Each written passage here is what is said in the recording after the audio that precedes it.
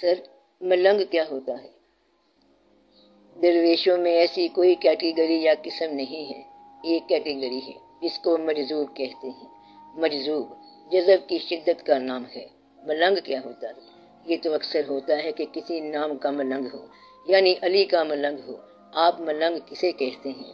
مجذوب کی بات کرتے ہو تو اگر ایک آدمی محبت میں چلا، اس کی پہلی حالت مزاج ہے۔ انسان کو انسان سے محبت ہو گئی، چاہے ماں سے، باپ سے یا شیخ سے ہی ہو، اس کو اپنے محبوب کی شکل اور محبوب کا نام یاد ہو گیا اور اس نام سے محبت ہو گئی۔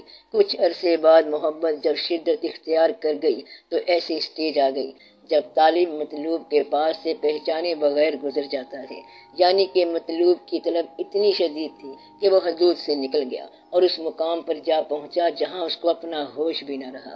محبت میں ایسا مقام آ گیا کہ اس کو محبوب کا نام بھی یاد نہ رہا اور نہ اپنا نام یاد رہا۔ محبت میں چلتے چلتے انسان سراپائے محبت ہو گیا۔ اس کو آپ یوں کہہ سکتے ہیں کہ قطرہ دریا سمندر میں جا کر مل گیا۔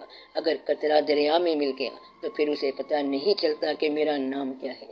اس بات کو ایک اور طریقے سے سمجھو کہ محبت میں دو ساتھی ایک دوسرے سے بچھڑ گئے۔ ایک ساتھی چلتے چلتے دعا کے ذریعے یا کسی فقیر کے ذریعے کسی اور منزل پر پہنچ گیا۔ اب پہلی منزل اس کے ہاتھ سے نکل گئی۔ اگر دوسری منزل نے اس شخص کو مکمل طور پر نہ تھاما تو وہ شخص گر کے ملنگ یا مجذوب ہو جائے گا۔ اب حال یہ ہے کہ وہ شخص پہلے مقام سے تو نکل گیا مگر اگلے مقام نے اسے جگہ نہ دی یا جگہ دے کے چھوڑ دیا۔ اس نے اپنا بنا کے چھوڑ دیا۔ کیا اسیری ہے، کیا رہائی ہے، یہ ہے مجذوب کا مقام۔ اس بات کو یوں بھی سمجھ سکتے ہیں کہ انسان اللہ کے پاس آیا، اللہ نے کہا جاؤ، وہ چل پڑا، فراق شروع ہو گیا۔ اب انسان دنیا سے اللہ کو چٹھیاں لکھتا رہا ہے کہ جدائی ہے، فراق ہے۔ ایسے شخص کو اللہ جواب دیتا رہتا ہے۔ انسان اللہ کی باتیں کرتا ہے، اللہ انسان کی باتیں کرتا ہے۔ ایک دن وصال ہو جاتا ہے۔ وصال اس مقام پر ہوگا جہاں پر فراق ہو، اور یہ سفر مکمل سفر ہے۔ جب کسی کو راستے میں کہیں الجھن ہو جاتی ہے یا سفر کٹ جاتا ہے یا انسان فراموش کر بیٹھتا ہے، وہاں پر وہ شخص مجذوب ہو جاتا ہے۔ تو مجذوب کا معنی ہے شدت جذبات۔ جذبات کی شدت اتنی زیادہ ہو جاتی ہے کہ انسان ہوش سے بیگانہ ہو جاتا ہے۔ جو ہوش سے بیگانہ ہو جاتا ہے اسے نہ اپنا نام یاد رہتا ہے نہ کسی اور کا۔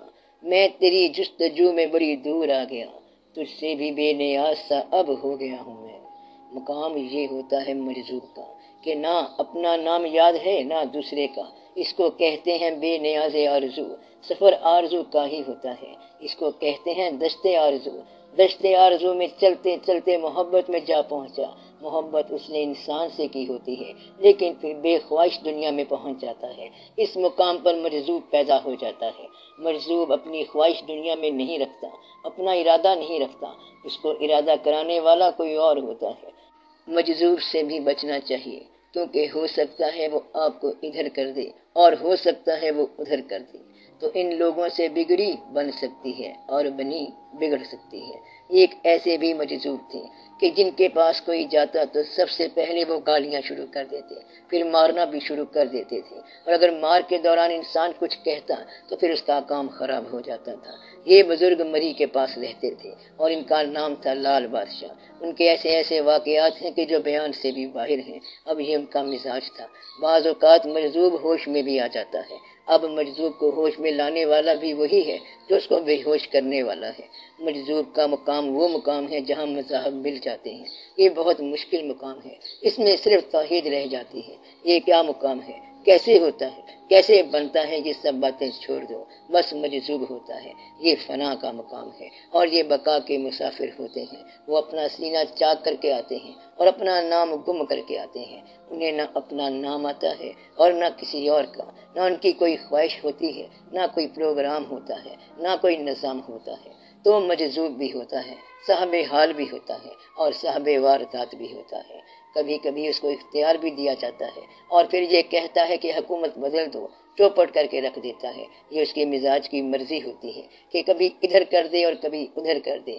آپ کے ملک میں ایسا ہوتا رہتا ہے، کبھی کسی کا مزاج آ جاتا ہے اور کبھی کسی کا مزاج آ جاتا ہے، متوازن مزاج ذرا کم ہی آتا ہے۔ ایک حکومت آتی ہے تو اس کے مخالف کہتے ہیں کہ ہم اس کو ختم کر کے ہی دم لیں گے، لوگ کہتے ہیں کہ پہلے ہمارے کام کرو، مگر یہ کہتے ہیں کہ پہلے ہم مخالف کا کام تمام کر لیں۔ حکومت کو چاہیے کہ لوگوں کے کام کرے، لوگ بڑے جج ہوتے ہیں، جو بہتر ہوگا وہ حکومت میں رہے گا۔ کام یہ نہیں کہ حکومت کی جائے، بلکہ اصل کام یہ ہے کہ حکومت میں جا کے لوگوں کی خدمت کی جائے۔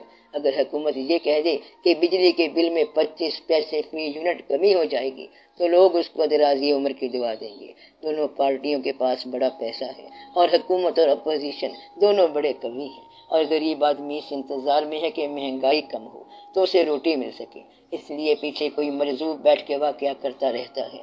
جب کوئی اچھا سا روحانی نظام آ جائے تو حالات متوازن ہو جاتے ہیں کہ ایک آدمی آیا اور اپنا کام کر گیا، جیسے قائد اعظم، یعنی کہ ہندو اکثریت کے اندر بے ہتھیار مسلمان اقلیت نے ملک کریٹ کر لیا، اور بڑی بات تھی، اور پھر اتنا بڑا واقعہ ہو گیا کہ ملک ٹوٹ گیا، اور آپ کو ابھی تک چین نہیں ہے۔ پچھلا دور گزر گیا، بھٹو صاحب فوت ہو گئے، ضیاء صاحب بھی چلے گئے، مگر تم یہ کہتے جا رہے ہو کہ بھٹو نے کیا یہ تھا اور ضیاء نے یہ کیا تھا۔